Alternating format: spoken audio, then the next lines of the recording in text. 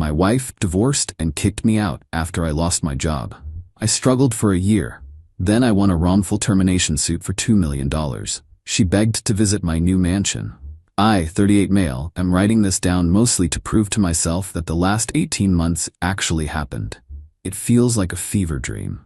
A really, really bad one, followed by a very strange awakening. It started, as these things often do, on a Tuesday. I remember losing my job. It was a sterile, corporate bloodletting.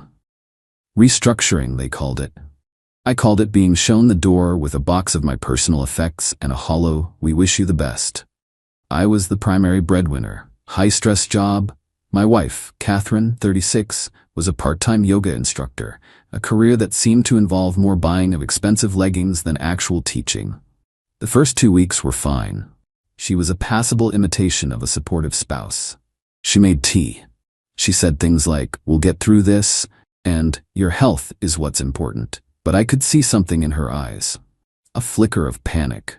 A rapid calculation. I'd seen that look before when she was eyeing a handbag she wanted, but knew was outrageously priced. By week 3, the supportive facade was cracking. Her parents, Christian and Doris, started calling. Their questions were less, "How are you doing?" and more, "What's your strategy for reemployment?" Christian, a man who had never faced a day of financial uncertainty in his life, offered me a job moving furniture for one of his buddies. It wasn't a kind offer, it was a test. A test of my desperation. The final conversation happened a month to the day after I was fired. I was on the laptop, deep in a job search rabbit hole. Catherine walked in, not in her yoga gear, but in a sharp blazer I'd bought her. She looked like she was heading to a business meeting. In a way, she was. "Arthur," she said, her voice completely flat. "I can't do this." I looked up. "Can't do what?" "It's been a month, Catherine. It's tough, but..." "No," she cut me off. Us, I can't be tied to a sinking ship. A sinking ship. After 10 years of marriage. Ouch. I think my only response was a sort of choked laugh. "You're kidding, right?" She didn't even have the decency to look guilty. "I've thought about it. My parents agree. This isn't the life I signed up for. The house is in my name. I think it would be best if you packed a bag. You can stay with Sean, right?" The house was in her name. A clever little pre-wedding arrangement by her father. At the time, it felt like a formality. Now, it felt like the click of a well-laid trap. So I did. I packed a bag. My best friend Sean took me in without a second's hesitation, giving me his spare room and a steady supply of bad jokes and good beer. The divorce was brutal and swift. Catherine and her lawyer steamrolled me. I had no income, no savings to speak of. We just sunk it all into a massive renovation on her house, and no fight left in me. She painted me as a failure to our friends. She kept the house, the art, the new furniture. I was legally ordered to hand over my grandfather's watch to be sold as a marital asset. To make things worse, her brother, Terry, a smarmy real estate agent with suspiciously white teeth, helped her acquire my collection of 3 vintage guitars. He swore to the lawyers they were just cheap knockoffs I'd bought online and not the valuable premarital property they actually were. I had to watch him load them into his SUV, and he had the gall to clap me on the shoulder and say, "Chin up, champ. Better days ahead." For the next year, I was adrift. I took a job delivering groceries to make ends meet. I ate instant noodles. I ignored calls from mutual friends who were clearly on intelligence-gathering missions for Catherine. It was the lowest I've ever been. But here's the thing about hitting rock bottom. It's a surprisingly solid place to build from. And I had a secret. The whole time, while I was hauling bags of organic kale to suburban moms, I was also quietly talking to a lawyer. A very good, very sharp employment lawyer. My restructuring at work wasn't just unlucky, it was illegal. I had emails. I had a recorded conversation. I had proof. The divorce was final in May. I was officially a single, broke 38-year-old man living in a friend's spare room. Catherine was, according to her Instagram, living her best life and embracing her freedom. Yesterday, my lawyer called. The company, faced with a mountain of my meticulously gathered evidence, decided to settle rather than face a public trial. Update 1. First off, thanks for the comments and DMs. It's weirdly validating to know I'm not crazy. A few people asked what my first move was. Did I buy a Lamborghini? No, that's not my style. The first thing I did was cry. Just sat in my car for 10 minutes and let a year's worth of stress and humiliation pour out of me. It was cleansing. The second thing I did was call Sean. I told him the news, and he just started screaming with laughter. I transferred him $50,000 while we were on the phone. For the rent, the beer, the bad jokes, for being a friend when I had nothing. He tried to refuse, but I told him to shut up and buy that stupidly expensive guitar he's been drooling over. Then I got practical. Financial advisor, low-risk investments, the boring stuff. And I'm buying a house. It's not a done deal yet. We're in the middle of inspections and all the glorious paperwork. But I put a cash offer on a place last week, and it was accepted. The timeline is still a few weeks out, but just knowing it's happening is enough. It's a modern place, with lots of glass and a pool that overlooks a small private lake. A world away from Sean's spare room. The thought of having my own space again, my own coffee maker, my own front door, it's an incredible feeling. Even without a new address, the news of my changed circumstances started to travel. I rejoined the fancy gym I used to belong to. A few old acquaintances saw me there. Jaws dropped. The rumor mill must have gone into overdrive. The first text from Catherine came last Tuesday night. Catherine? Arthur? Hi. Word got around that you were back in town and buying a new place? Wow, so happy for you. We should catch up. I stared at that text for a full hour. The sheer audacity. The exclamation points felt like little daggers. So happy for you, I bet. I channeled my inner stoic and replied with something I'd read in another story once. It felt right. Me. Noted. The 3 dots appeared and disappeared for the next 20 minutes. She was short-circuiting. An hour later, my phone rang. It was Jacqueline, Catherine's best friend and former chief gossip monger. Arthur? Oh my God, I cannot believe the news. A house on the lake, you dog, she squealed. Hey, Jacqueline. Listen, Catherine is just like so thrilled for you, but she's also a bit hurt, you know?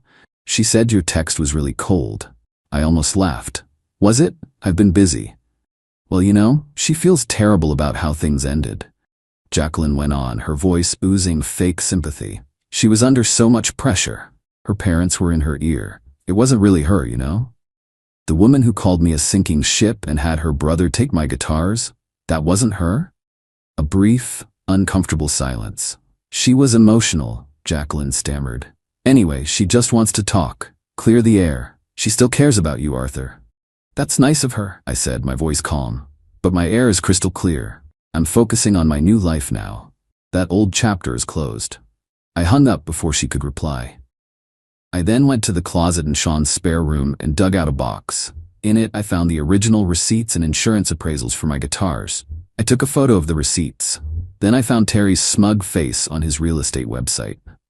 I forwarded the photos and his business address to my lawyer with a simple message. Let's get my property back. Update 2. Things have escalated. I honestly thought they might just get the hint and fade away. Nope. When you cut off a source of entitled supply, it doesn't just go away. It gets louder. Let's start with Terry. My lawyer, a woman who clearly enjoys her job, sent him a beautifully worded letter. It detailed the guitars, their insured value, and attached the proof of premarital ownership. The letter gave him 2 options. Return the items in their original condition within 7 business days, or a police report for felony theft would be filed, along with a civil suit for their full value plus damages. Terry called me, sputtering. Arthur, what the hell is this? Your lawyer is threatening me.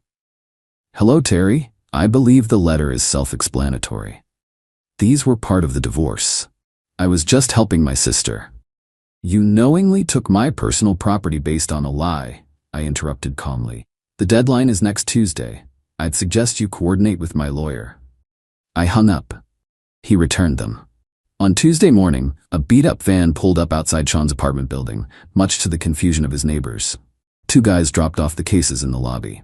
I opened them right there. My prized 1964 Stratocaster had a huge crack in the neck, and the vintage Gibson was covered in what looked like beer stains. I took about 50 high-resolution photos. My lawyer filed a small claims suit against Terry for the cost of the repairs and the diminished value, a cool $8,500. He got served the papers at his office, in front of his colleagues. Whoops. Then came Catherine's parents. Her mother, Doris, left me a series of increasingly frantic voicemails, the usual stuff. disappointed in my behavior, cruel and vindictive. You're a rich man now, be gracious. I had my lawyer send them a polite cease and desist letter. But the main event was Catherine. After her proxies failed, she came at me directly. It started with tearful texts about how she made a mistake and missed me. When I didn't reply, she escalated. She sent a photo of us from a trip to Italy. A low blow. Her text, remember this? That was the real us. I was wrong, Arthur. I was scared. I heard your house deal went through. It must be beautiful. Can I just see it? I don't want anything. I just want to tell you I'm sorry to your face. The manipulation was so transparent, it was almost impressive. I took a screenshot. Then I typed out a single final email. Subject, communication. Body Catherine, per the terms of our legally finalized divorce, our affairs are settled. Your continued attempts to contact me and to have your family contact me are inappropriate. Your request to visit my home is denied. This is my final communication on the matter. Any further contact from you or your family will be considered harassment. I wish you the best. Arthur, I attached a PDF of the final divorce decree. Then I blocked her number. Blocked her parents, blocked Jacqueline. I built a digital wall. I thought that would be the end of it. How naive I was. Final update, it's over. Finally, I'm writing this from the desk in my new office overlooking the lake. The move-in was chaotic, but for the first time in almost 2 years, I feel at home. The last few months have been a masterclass in watching people refuse to accept consequences. The small claims case against Terry was hilarious. He showed up in a suit, ready to argue. I just showed the judge the before photos from the insurance appraisal and the after photos I took in Sean's lobby. The judge barely looked at Terry before awarding me the full amount. Sean told me Terry's real estate business is built on his reputation as a smooth, trustworthy guy. Apparently, being publicly slapped with a judgment for theft and damages isn't great for that image. Catherine's social circle imploded.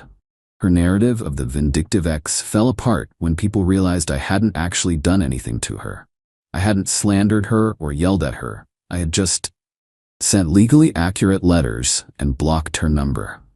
Last I heard, she was trying to find a roommate for her big house because she couldn't afford the mortgage and property taxes. Go figure.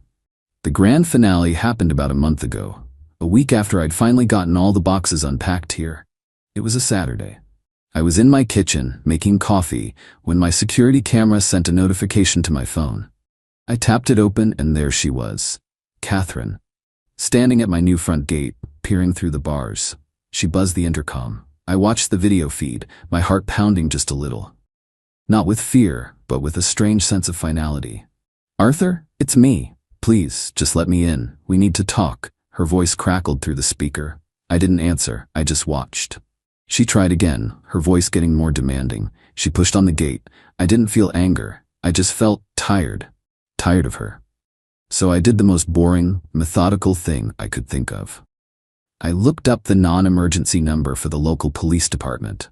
I calmly explained that there was a person on my property who had been previously warned in writing to stay away and that she was refusing to leave. I gave them her name and my address. 20 minutes later, a police cruiser rolled silently up my long driveway. I watched on my phone as a polite but firm officer had a long talk with Catherine. There was no shouting, just the quiet, profound humiliation of a uniformed officer telling her she had to leave and could be arrested for trespassing if she ever came back. She got in her car and drove away. I have the whole thing saved in the cloud. I haven't heard a peep from any of them since. And me? I'm good. Better than good. The money doesn't make me happy, but the freedom it bought me does. I'm doing some consulting, but only on projects I enjoy. I've reconnected with old friends Catherine had labeled not ambitious enough. We laugh a lot. There was no Hollywood ending where Catherine saw the error of her ways. People like her don't have epiphanies. They just move on to the next host. I heard she's dating a dentist now. Good for him. I didn't get revenge. I got compliance. She wanted to treat our marriage like a business transaction, so I let her. She just cashed out at the bottom of the market. Tough luck. The other day, I was sitting on my deck watching the sunset over the lake. For the first time in a very long time, my mind was completely quiet. No anger, no resentment, no strategy sessions, just peace. And that's worth more than any lawsuit.